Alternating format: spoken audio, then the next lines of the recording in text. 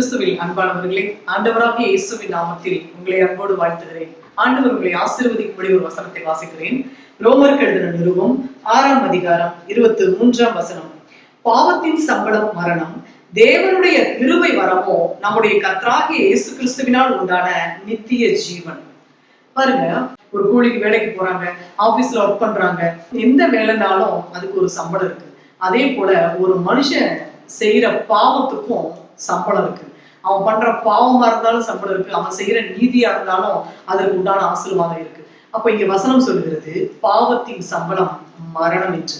தேவனுடைய கிருபை வரமும், பாருங்க, தேவனுடைய கிருபை வரம் எப்பேற்பட்டது அப்படின்னு பாத்தீங்கன்னா, நம்முடைய கர்த்தராகிய இயேசு கிறிஸ்துவினால் உண்டான நித்திய ஜீவன். தேவனுடைய கிருபை வரம் எது எப்பேற்பட்டது அப்படின்னா, தேவனுடைய கிருபை வரம் உங்களுக்கு நித்திய ஜீவனை கொடுக்கக்கூடியது, நிரந்தரமான அழிவில்லாத நித்திய ஜீவனை தரக்கூடியதா இருக்கிறது என்று வசனம் சொல்லுகிறது.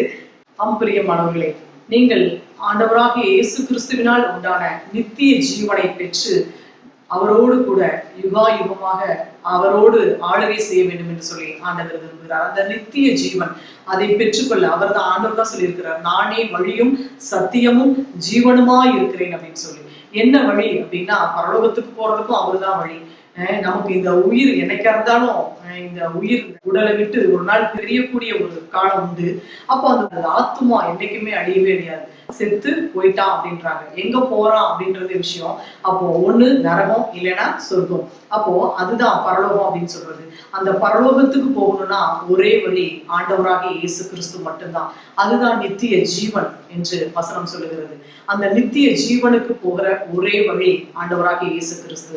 அதுதான் வசனம் சொல்லுகிறது, தேவனுடைய கிருபை வரமோ நம்முடைய கர்த்தராகிய இயேசு கிறிஸ்துவினால் உண்டான நித்திய ஜீவன்.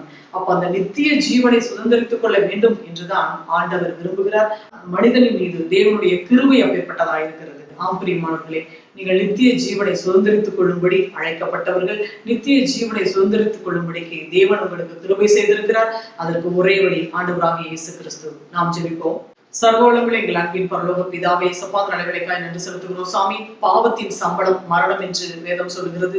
தகப்பனே, உடைய ஜனங்களை ஆண்டவரை பாவத்துக்கும் மரணத்துக்கும் விலக்கி நீர் பாதுகாத்துக் கொள்ள வேண்டும் என்று சொல்லி நாங்கள் ஜெபிக்கிறோம். சாமி, உம்முடைய கிருபை வரம் ஆண்டவரே, உம்முடைய விருப்பம் ஆண்டவரே, ஜனங்கள் நித்திய ஜீவனை சுதந்திரித்துக் கொள்ள வேண்டும் என்பது உடைய விருப்பமும் சித்தமுமா இருக்கிறது. தகப்பனே, அதற்கு ஆண்டவரை நீர் பாராட்டி நம்முடைய தயவுக்காக நாங்கள் நன்றி செலுத்துகிறோம். சாமி, ஆண்டவரை எல்லா பாவங்களுக்கும் நீக்கி எல்லா மரணத்துக்கும் மரணத்தின் வல்லமைக்கும் விலக்கி ஆண்டவருடைய ஜனங்களை நித்திய ஜீவனுக்கு தகுதிப்படுத்தும்படி ஆண்டவரே நீர் கிருபை பாராட்ட வேண்டும் என்று சொல்லி நாங்கள் ஒப்பு கொடுத்து ஜெபிக்கிறோம். ஆசீர்வதிக்க பொறுப்படுங்க, வழிநடத்துங்க. இயேசு கிறிஸ்துவின் நாமத்தில் ஜெபிக்கிறோம் பிதாவே, ஆமென், ஆமென்.